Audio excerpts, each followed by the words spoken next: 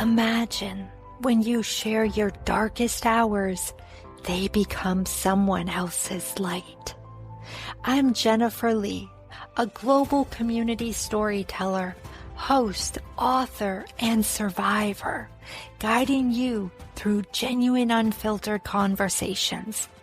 Together, we break the silence, shatter stigma, and amplify voices that need to be heard. Each episode stands as a testament to survival, healing, and reclaiming your power. Listen to I Need Blue on Apple Podcasts, Spotify, YouTube, or your favorite platform. Learn more at www.ineedblue.net. Trigger warning: I Need Blue shares real-life stories of trauma, violence, and abuse meant to empower and support. Please take care of yourself and ask for help if needed. Now let's begin today's story. I thrive on the power of connections. Over coffee with my friend Joe, he shared a story that would set the course for something remarkable. You need to call Shala with Treasure Coast Girls Coalition. So the very next day, I reached out to Shala, and from the moment she answered, her voice radiated warmth, joy, and a clear sense of purpose as she shared her journey and the nonprofit she founded, Treasure Coast Girls Coalition. Many nonprofits are born from a deep personal need, and Shayla's story is no exception. She grew up with an absent father and a mother who, lost in her struggles, couldn't be there for her. The generational trauma weighed heavily on her, and she often felt like she was falling through the cracks. At just 14 years old, Shala found herself trapped in an abusive relationship, leading to an unplanned pregnancy. With no support system or role model, she faced these challenges alone. Looking back now, she often asks herself, how did I do it? Today, Shala is the founder, executive, and development director of the Treasure Coast Girls Coalition, a nonprofit dedicated to empowering girls ages 9 to 18 from underserved communities, especially those in Title I schools and living near the poverty line. TCGC helps girls build confidence, responsibility, and strong social bonds through mentorship and community projects. Shala joins us today to share why she wouldn't change a thing from her past, how it shaped the leader she is now, and the incredible difference TCGC is making for girls in our community. Shala, thank you for being my guest today, and welcome to the I Need Blue podcast. Thank you for having me, and it's so good to be here with you to share my journey and in hopes that it will help someone else heal in their challenges of life. Absolutely. I know your message will touch many. So thank you for addressing the need and doing something about it, not just advocating for yourself, but then advocating for others. So you are needed. Thank you, and so are you. Everybody has their own gifts and talents, and when you do what you love, we get up every day with a heart and the compassion to serve others in a way that's so meaningful. It's just really rewarding. Absolutely. And what role did surrendering to God's call play in your situation? Well, obedience is better than a sacrifice, so just being obedient to the calling of my life as far as, trying to take care of my spiritual man or woman for many, many years. I grew up in the church. My grandmother raised me, and she was a church going grandmother. Bible study, Sundays, she made it her business to attend religious services. So it wasn't unfamiliar, but you get to be an adulthood. I don't have to go anymore. I don't have to be ready every Sunday, every Wednesday night, or whatever it was. But I also believe that when we acknowledge God in all thy ways, he'll direct our paths. And just having that acknowledgement of, just saying, Lord, where would you have me to go? What would you have me to say? What would you have me to do? I think I've always had that, like I said, from just being reared in the church as a child. And then in adulthood, when life gets really, really complicated and heavy and uncertain, we have, the Holy Spirit that we can rely on and call on for help. It's been really good for me to be connected spiritually to a higher calling. And just being a young woman, having a spiritual relationship with the Lord has been vital to my life. Yeah, thank you for sharing that. I was thinking as you were talking, growing up as a child, you probably didn't recognize that you were living in hardship because you didn't know anything else. That's correct. My grandfather was a farmer and he repaired cars, so he was an auto mechanic. He was an entrepreneur, and that's why I think I got my entrepreneurial spirit from. My grandmother had 12 children, so we had things, but we also didn't have things. I believe it was because there were so many people in the household, which is why we may have lacked some things, but we had a roof over our head. It wasn't the nicest house, but it was a house. When I look back, we weren't homeless or anything, but there was a lot of generational trauma now that I'm in adulthood and I'm reading up on different things and realizing like how my childhood played out. There was a lot of dysfunction and trauma. My mom had me when she was 17. She didn't graduate high school because a year later she had another child, which is my brother. And at 17 and 18 with 2 children, and my dad left to go to college when he was 18, so he chose to leave, our community and go off to college. So when my dad left, my mom, as a young woman, stuck with raising 2 small children by herself. She was the 12th child, so my mom didn't get a lot of love, nurturing, rearing of how it's supposed to be as a parent, how it's supposed to be as an adult. And then my grandmother ended up passing away when I was 9. So my mom, she was just trying to figure it out. She wasn't provided with the skills and the guidance and upbringing that she should have had, which is why I say it's generational. Now that I'm an adult and I'm going through my healing process, I'm looking back at how my mom navigated her childhood and her life. And it really does flow into your children, your grandchildren, that generational thing where she was doing what she thought was right, which it wasn't wrong, you know what I mean? Because she wasn't given clear instructions. When you have a child, you're not sent home with a handbook or a guidebook that says, here's how to raise this child. That's why I give my mom so much grace because she was not given what she needed to parent at such a young age and to recover and have the resilience to keep going like I did. You know what I mean? I had a son at 14. I continued on. I navigated being a teen mom, but my mom, she didn't have the support. She didn't have the love. And then my dad's parents went ahead and let him figure out his adult life how he needed to without having to the responsibility of being a young parent. Did you go through any anger or anything towards your mom and then that led to grace? Of course. My mom and I have always had a good relationship, but it's always been strained. When I was 5 years old, my mom got married to my stepdad, and her and my stepdad lived a life of my stepdad was a drug dealer. So he was always selling drugs, getting arrested, moving. Like we moved so many times after my grandmother died that I can't even remember how many places we lived. And that was one of the reasons why my grandmother raised me, because at 5 years old, my grandmother was like, "You can't keep shuffling these children around, like, leave them here with me, and then you can go live your life." You know what I mean? So, from 5 until 9, I lived with my grandmother, and then when she passed away, I had to move back in with my mom and my stepdad. And when I moved back in with my mom and my stepdad, it was more like, "Okay, you're here, but we have our own life." You know what I mean? Like everything that he wanted, she was one of those women that whatever my husband wants, that's what we have to do. You know what I mean? So if we were moving this year, we're moving where he wants us to move. So it just kind of got to a place where every year or 2 years we moved. And then my stepdad would go to prison or jail or whatever it was. Like I look at his history now and I'm like, how did this man go to prison that many times? You know what I mean?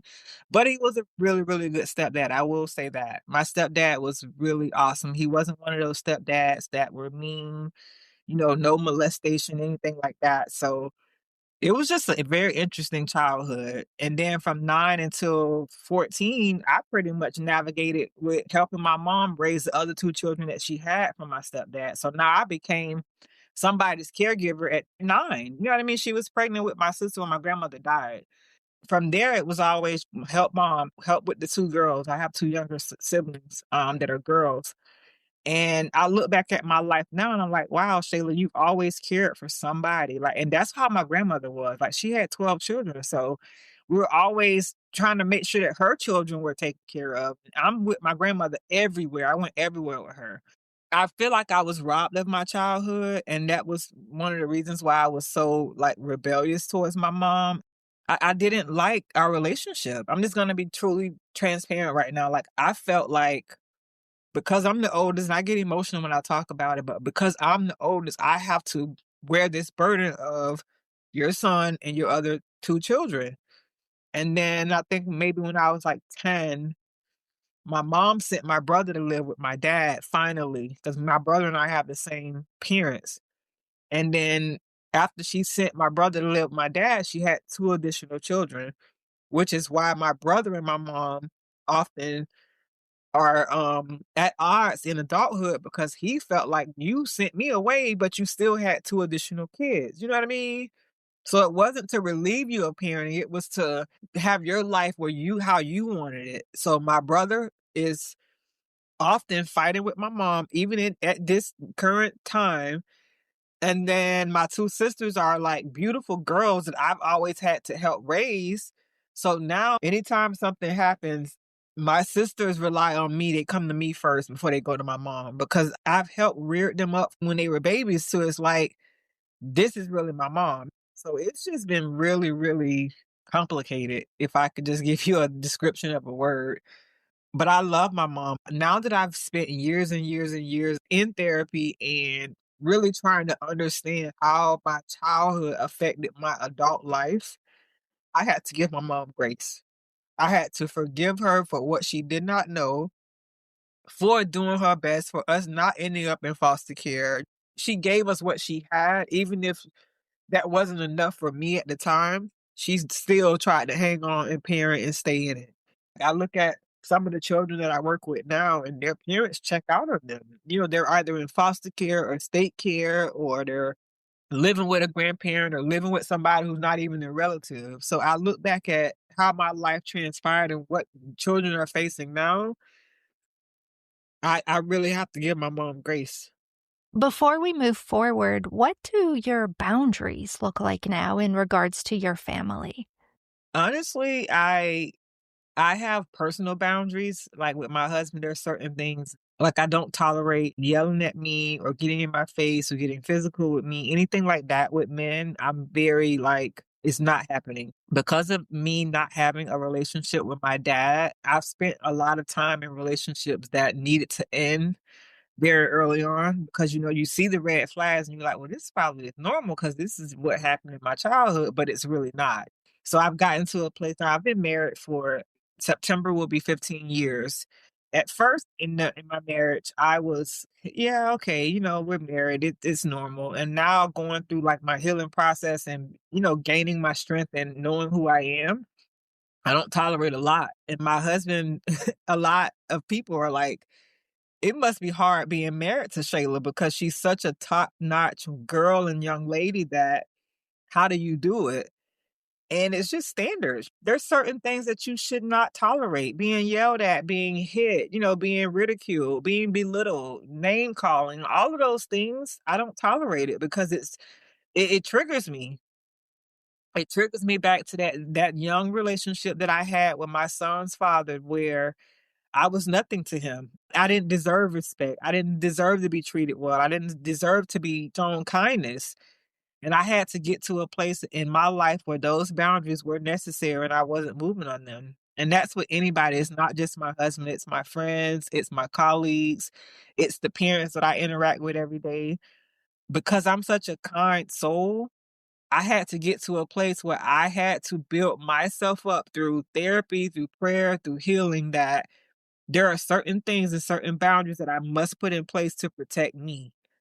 And I'm so glad I did because now the relationships that I have in my life are all meaningful. They're all worthy. They're all loving. They're all like such great relationships that I wake up every day with a heart full of gratitude, mainly because of who I surround myself with, who I'm married to, how I've raised my children, how they interact with people in the world, how they behave in school. I take pride in that those boundaries that I set for myself have ripple around everybody else. And it's just a really, truly wonderful feeling.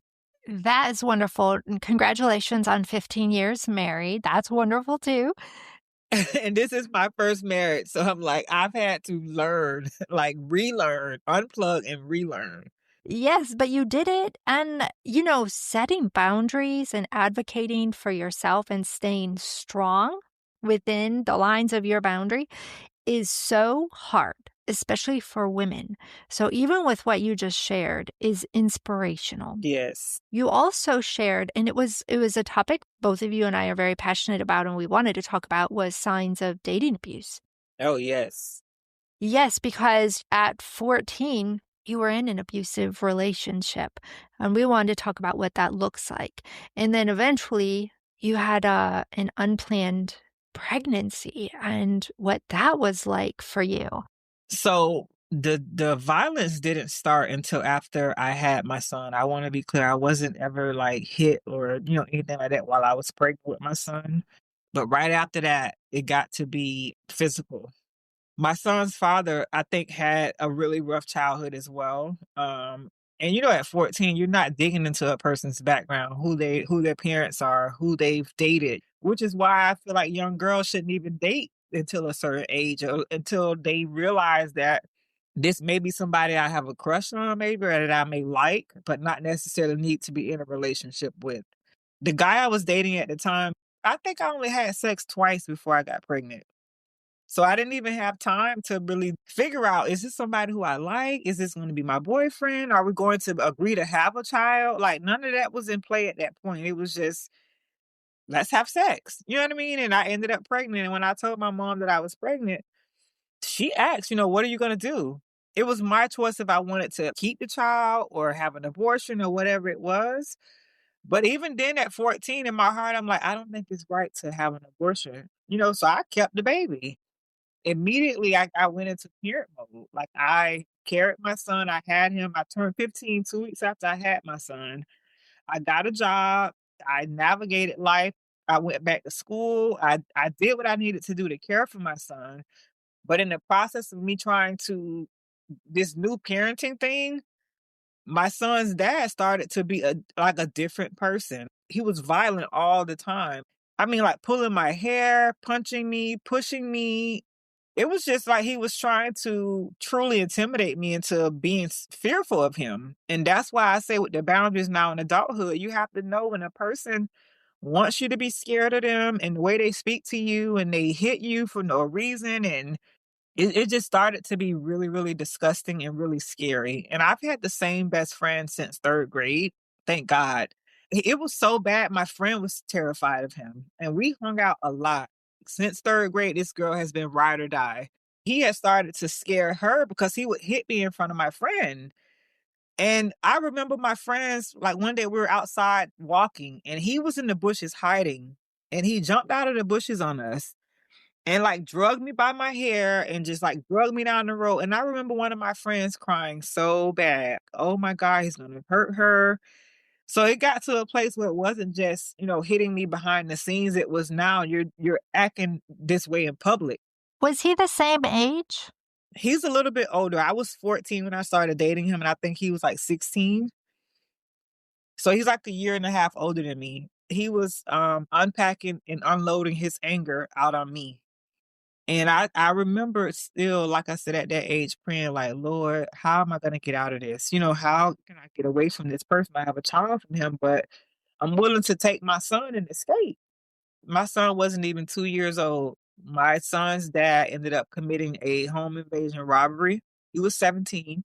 He got arrested. And at that point in Florida, there was a law, 1020 life, I think it's called. He ended up getting sentenced to 10 years in prison. At 17, he was charged as an adult and sent to prison, and that was how I got away from him. That's how I believe I survived not being killed or seriously hurt. because he did that home invasion robbery, and he didn't shoot somebody, but he was part of the people that invaded that home, and the person was shot, the homeowner. So that's how I ended up getting out of that relationship. So you got out at age I think I was like 16 at that point. 16 Yeah. and still going to school? Yes, I finished school. So I went to school at that point in Vero. There was a program through the school district, and I got into that teen parenting program and finished school, graduated high school on time with my class. I had another son at 17, so my senior year in high school, I had 2 children. I was pregnant. I had my son in March of my senior year. I graduated in June. Went on maternity leave, came back and graduated with my class, high school diploma. Like, I've had a really, really, really challenging few years as an adult, trying to navigate that without my mom, without my dad, 2 children. My second son's dad, he was a drug dealer, following my mom's footsteps and picking a man that I thought would, be able to provide for me. He ended up getting a drug trafficking charge when I was 18. My son was only, I wanna say, 9 months or old at the time, my second son. He ended up going to federal prison, conspiracy and drug trafficking. So at 19, I'm a single mom of 2 boys and just trying to navigate life, like, still trying to pick up the pieces up every single time. That's why I feel like the resilience that I have is not by fault. My life now is a testament to resilience and grit and determination to really, really thrive, like, no matter what. Absolutely. And everything that you just shared is the reasons why you look back and you say, how did I do it? How did I do it? I thank God every single day. I try not to reflect so much on my past because, you forget about what's behind you and press forward to a higher calling. But it really helped me shape how I navigate life, how I'm raising my daughter. I have a daughter now, so I have 3 children. How I interact in the world, how I show up in the world as a resilient person that knows and understands that these things truly do happen behind closed doors, that people struggle with every single day. They're carrying this baggage. They haven't healed from it. They haven't done the work to try to heal from it. These are some of our parents now that are in the world trying to raise children, or these are some young women in the world that are trying to navigate life with all of that on their back or in their back pocket or in their purse or wherever, because it's baggage. Even if it's strapped to your ankle, it's baggage that you carry with you every single day. Yeah, absolutely. And through your healing process, what were some of the strongest emotions, adverse emotions that you had to work through? Men, like, men, like, even to this day, with me being married, I thank God I'm married to a good husband.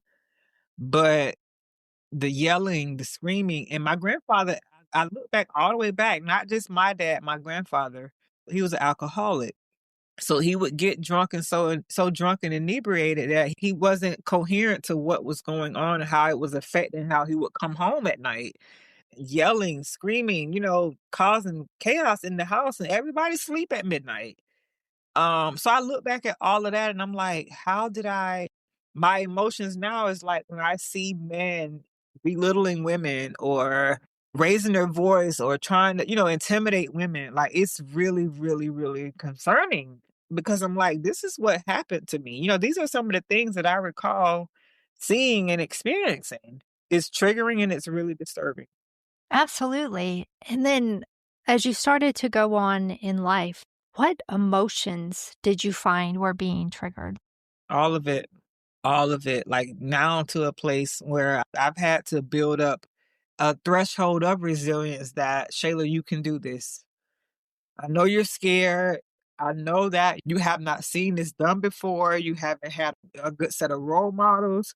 It's constant self-reassurance that whatever your past was, you're not there anymore. You're safe. I mean, like, you see I'm literally sitting here crying, having to unpack what I feel and how I navigate the world. Sometimes in the shower, I'm like, "Shayla, honey, you're okay." I have to speak to my inner child as if I'm the adult and I know this I'm having to handle this child. And it's always like rocking myself, patting myself on the back, just really, really trying to keep it positive, being very optimistic, being delusional in my optimism. That's what I've had to build in order to keep going and to thrive and to tell myself every day, honey, you're safe. You survived. You weren't supposed to survive, but you did. And because you survived, now you can help other people do the same thing. Yeah, it's the positive affirmations, but also going back to what you said earlier, it's the boundaries and it's who am I going to include in my life, right? And it's the healthy relationships, the healthy people. Kudos to that. And take your time. But there are 3 words that I remember I wrote down that were very important to you. And it was educate, elevate, and empower. Yes, that's the tagline that I use in our organization. And I chose those 3 words because a lot of it is educational. Sometimes people just don't know. They don't understand, like, it becomes normal to them to be abused. It becomes normal to them to be ridiculed or overlooked or not chosen, not to be included. So it's educating them on, you're a woman, you're a man, whoever my audience is. I primarily work with girls, so I work with a lot of young people, but really trying to build that threshold in them of you can do this, you can overcome this. Here's things that you may not even have known that are a thing. And that one of those things are adverse childhood experiences, ACEs, elevating them, bringing them out of that very low place of I'm nobody, I'm never going to be anything. My family has already told me and written it off in my life that I'm not going to be anybody because once I had a child at 14, my family looked at me very different. They didn't see the potential at all. They've never seen the potential, but they really definitely wrote it off once I became a teen mom. Empowering them to take action and take responsibility for their own lives, no matter how you were raised, no matter what upbringing you have, no matter what your parents do at home, no matter what your dad left, if you live with your grandmother, if you are in foster care, if you all are homeless right now, you can overcome it. So it's really honestly just building that resilience through those 3 ways: educating, elevating, and empowering. Absolutely. All the things that you wish you would have experienced when you were younger. When was your calling to start this beautiful nonprofit? I've had it in my heart for so long. I remember being, I want to say, like 16 or 17. I used to sit home and watch the stories with my grandmother. Every day she would watch the stories. And something came on TV and it was Oprah. And she had opened up a school in Africa. And I'm sitting in front of the TV like, wow, that's good. Like I'm inspired by that. And I'm like, I want to do that one day. And just seeing her do it, I was like, "Imma do that one day." And here I am. Like, I held it in my heart for so long and never really even realizing that I could do it because I was just all over the place trying to heal, you know what I mean? And then now doing it, I'm like, "Oh my god," like, you held on so long till it came true. To imagine and to dream when you're underneath trauma, you can't dream, you can't imagine because all you can see is what's in front of you. And what's in front of you is drugs, alcohol, molestation, poverty, the lack of jobs, poor wages, poor living conditions. Poverty is a social determinant of health. So your health is affected in so many ways just because you're from poverty. And when the pandemic came, I was like, Shayla, you have the opportunity to do something right now. It was like an awakening happening, and I was scared. Like I feel it, like it's time. And I remember going home, and then I told my husband, "I'm gonna have to quit my job. I gotta go start my nonprofit." And he's looking at me like, "What?" like, and I'm like, "Yeah, it's time." I said, "I'm gonna have to resign from my job, and I'm not gonna be able to help out around the house as far as, bills and everything, but I'm gonna do this for 2 years. And if it doesn't work, I'll go back and get another job." So he's looking at me, he's like, "Okay." He hesitantly said, "Okay," but yeah, I gotta agree to it. From there, I just started. Like, you have to start somewhere, and I remember starting right there, and 2 years came, and I was like, "Oh, I love this so much, I'm not getting another job like this. I am the job." And that's how we pretty much got to today. Yeah. And it started at 16 from watching Oprah open up this school, and it just Seeing something on TV with her opening that school, and I was like, "Oh my god, I love that." And I'm gonna have a school one day, I don't know when. It's still on my vision board and in my heart that I could have a school, and it will be to educate, elevate, and to empower. absolutely. And what you just shared is important for others to know that what you watch on TV or social media influences negatively or positively Absolutely. It truly does. steps that you take in your life. As you are, wow, the immense courage that you are showing by opening up and talking about your past, the vulnerability. What can I do to support you through those times of emotion? And I ask that also because there are other people who, as they share, it's raw, it's emotional, and their friends or family may be like, I don't know how to help them. What can we do?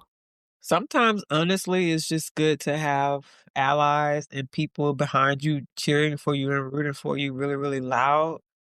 And that's where I go back to my boundaries. I only surrounded myself with people that understood that not everybody was raised the way that you may have been raised, and not everybody were given the tools and the support that they needed to thrive in the world. So just having that understanding that society operates very differently in every household, and that even some of the wealthiest, most successful people still have some type of trauma in their life, whether their parents got divorced at a certain age, or one of the parents may have, a substance user, or maybe suffering from alcoholism, depression. Behavioral health, it has so many different closets to go into. So having some people around you that truly are cheering you on and being supportive of your journey, that's what I try to be to other people, because the work of healing is hard. It's so hard that people choose not to heal. They mask it with alcoholism, multiple relationships. They pour themselves into their job. They close that door and they don't open it again. It's like a vault.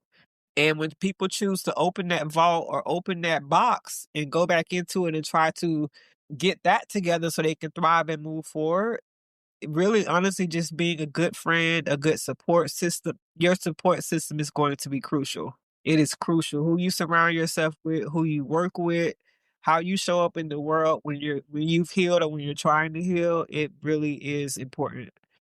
Absolutely. And you mentioned the word allies a lot in there.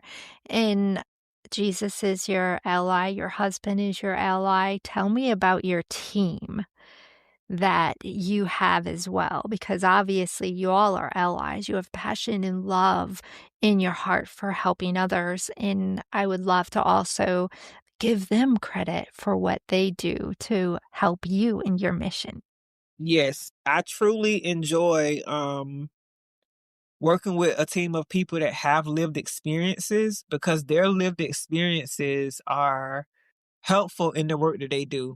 You have to have people around that really, really, really understand the gravity of the participants and what they may be going through and how they're going to interact with relationships, having people around that they can trust, having people around that they feel safe with.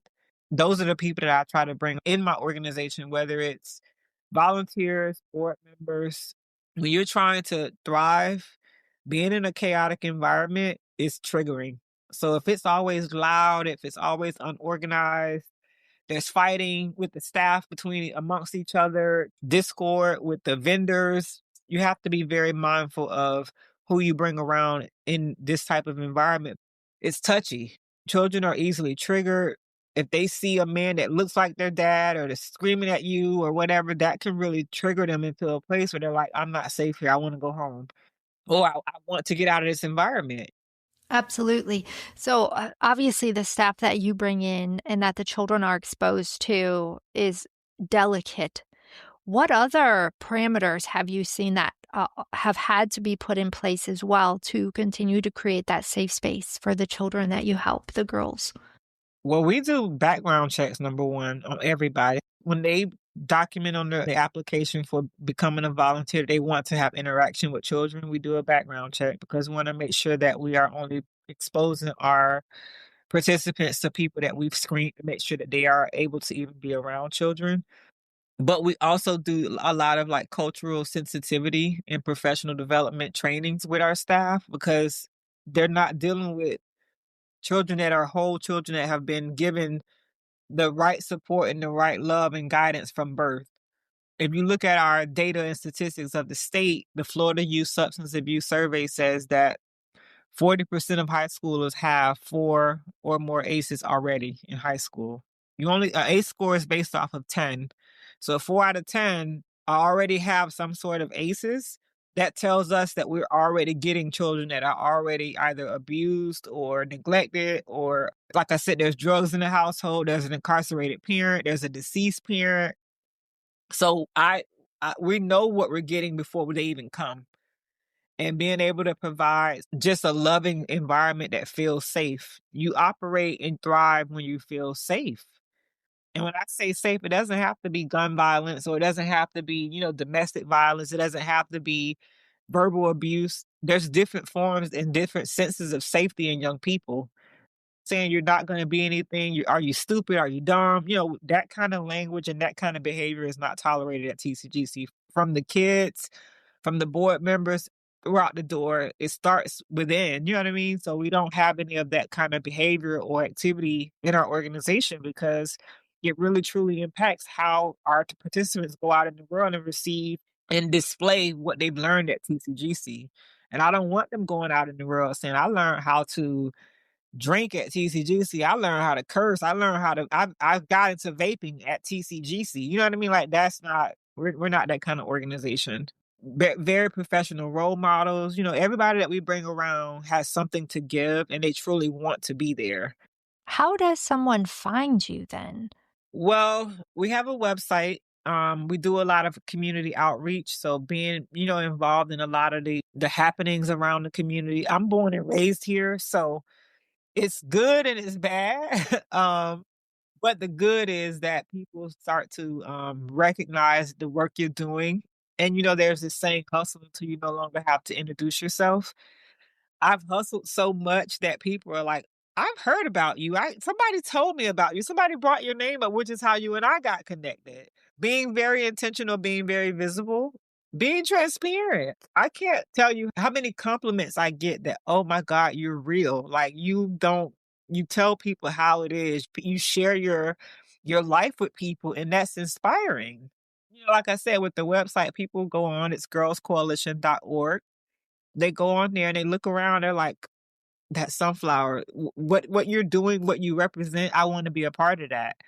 And that attracts people. And I chose the sunflower because of how resilient it is, and because the more seeds you plant, it just thrives and flourishes. It's beautiful. It sparks a lot of joy and creativity. It's everything. Like I just love what I do. As you can tell, like I truly, truly love what I do. And it's mission driven, very intentional work. And when somebody is in need of your services, is it the parent that will reach out? Is it a teenager? What does that look like? It's both. So we pick up kids from the different schools across the county. Obviously, we have our vehicles labeled. Girls will see other girls hopping on the bus, and they're like, "Oh, what is that?" And then I have other kids that are like, "I told my friend and she wants to come here," which is good. And then we do like presentations, back to school events, open houses. We are very connected with the school district. They make referrals all the time to guidance counselors and teachers at the schools. Just being really well connected in the community. It's a community focused, community led program. So we participate in a lot of meetings and workshops and things like that, just really trying to hear what the community wants, because responding to what the community needs are has helped us be more successful than what I thought it should be. Yes, I wanted a great program, but the community may say, we really need to focus more on academics. The academic decline in children is severe right now. Hearing the voices of people that really need to be heard, that aren't often heard, that has been really helpful for us. From the start of our program until now, we've served 154 girls. 4 years. We just hit our 4-year milestone in April, and we've served 154 girls, hoping to do a little bit more. We finally got our own building last year. So May will be a year that we've been in our own dedicated space. And that has helped us grow a lot more because we're near a elementary school and we're in proximity of, I want to say, 4 other schools within a 5 or 6 mile radius. I don't really want to have a large program. I think that a smaller quantity of children with a very high scale impact is where I'm heading with this organization. And then we're also going to be branching out a little bit more as far as replicating or scaling the program in different communities. That's where we're heading towards as far as our strategic planning. But being able to operate an organization like this in your hometown with people that are familiar to you, it's been really, truly exciting. And I'm so proud that we were able to get off the ground in just under 3 years. For small grassroots nonprofits, it takes you about 5 to 7 years to really get going. I just clap for myself every morning. Like, I get in the shower, I brush my teeth, and I'm like, "You go, girl." Like, those affirmations are seriously important. I'm like, "Shayla, you have this the spirit, you have the tenacity, you have what it takes to do this. It's okay to be scared, but you're going to nail this." And that self-confidence and self-assurance and just, being so sure, it's not me. It has to be a higher calling on my life that says, I'm gonna push this girl to her full potential. And even if she doesn't land where she needs to land, she's landing somewhere in between. And that's okay too, because you have to give yourself grace. That's another thing, that the confidence and self-assurance, when that's not provided at a very young age, you're always second guessing yourself. Part of the violence of, being abused and neglected, that makes you second guess yourself. I'm overcoming while I'm doing, and it's a it's a rhythm that I've had to just really get into and say, honey, no matter what happens, you're going to be okay. You've survived all of the things that were meant to destroy you. You're here, you're whole, you're in your right mind, you look good, you feel good. Why not, Shayla? You know what I mean? Like, it's always this. I'm not even gonna call it a battle. I'm gonna call it a back and forth between myself and who I am. And I'm like, Shayla, honey, you you're gonna be okay. Like, chill. And I do meditate, and I'm like, all the things that came up against you to make you turn the other way, you faced it head on. And now you're able to give that to another young girl, another young woman. I have a lot of women that write me and they're like, oh my God, I love what you do. I'm so proud of you. Oh, Shayla, how did you? And I'm like, do you realize how scared I am to do this every day? But it's in me. It's in me to not quit, to not give up. There's so many other things that I'm going to accomplish in life, but I find that doing this work is really what I enjoy doing. I get up every single day rushing to get to work. I can't tell you how many times I've left my phone at home or locked myself out the door, just rushing to get to work. But this is the job that I can't wait to get to every day. I love it so much. It's mission driven work. I love it. Oh, you can see it, you can hear it, and it's beautiful to witness. For me, it's beautiful, beautiful to witness. I have a couple last questions. When a girl comes to you, what does their day look like? Are they there for a few hours? Are they there for 8 hours? How does that work? And then who or how is it determined that, okay, they have what they need based on what we provide?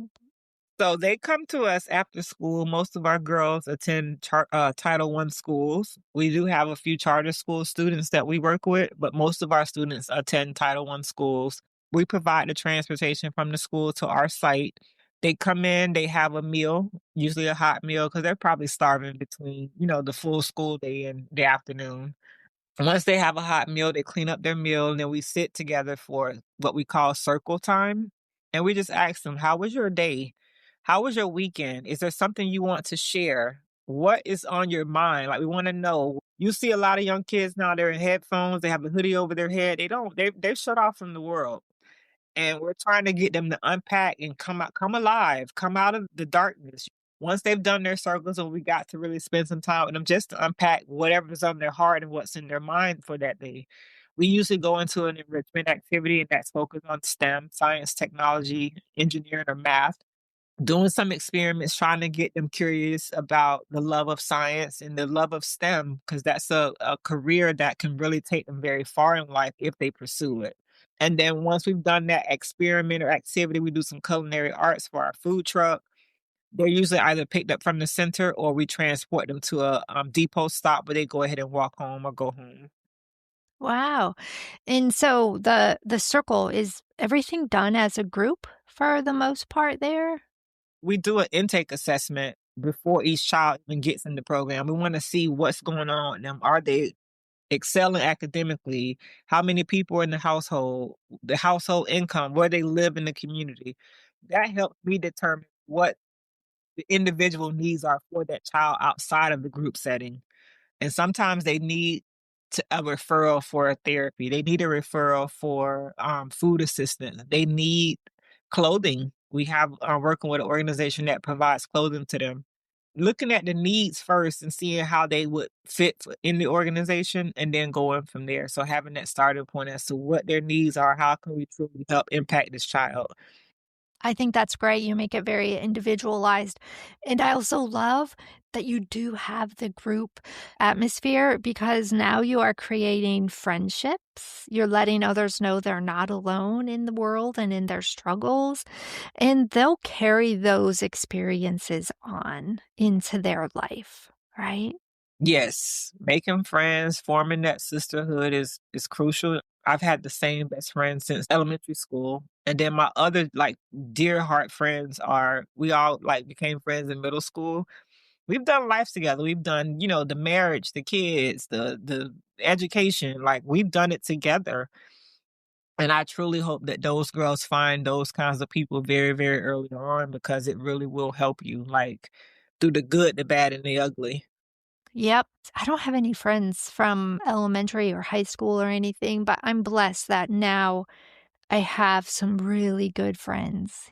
Yes, you're gonna need friends in life, and it bothers me when I meet young women, they're like, "I don't have friends," and I'm like, you gotta find some. You're gonna need some people in your life, whether they're your age, they may not even be your age, but you're gonna need some people in life that you're going to have to be able to trust and to build relationships with in order to navigate this world, because trying to do it alone is gonna be really, really difficult.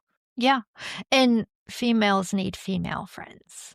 Yes, yes. The sisterhood is a very big thing for me, so I feel truly blessed that I've had it, and I really pray that other people get to have that feeling in life that I have this camaraderie and group of friends, have dinner, celebrate my successes with it, even cry with. You know what I mean? That's what we're trying to accomplish there. Just, those relationships. Relationships are key in navigating life circumstances. Absolutely. What have I missed? Is there anything you want to add? Whoever may find this message or hear it or listen to it, that it's possible to fully recover. It's truly possible. It's a lot of work. It's heartfelt work, but you can recover. That's awesome. There's always hope, and Treasure Coast Girls Coalition is a great place to start. Can you share your website? Girlscoalition.org, GIRLSCOALITION.org. I've had to memorize it.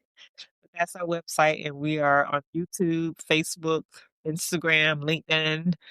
So definitely can find us on all of those platforms at Treasure Coast Girls on the social media links. But the website is girlscoalition.org.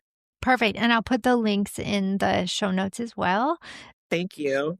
Yep. And I'll also put you on my resources page too. So you are easily found if somebody decides to go through the podcast to find you. Shayla, thank you for being my guest today on the I Need Blue podcast. Thank you for having me. Of course, it's my honor. Thank you for listening. This is Jen Lee with the I Need Blue podcast. If you want to learn anything and everything about I Need Blue, visit my website, www.ineedblue.net. And remember, you are stronger than you think. Until next time.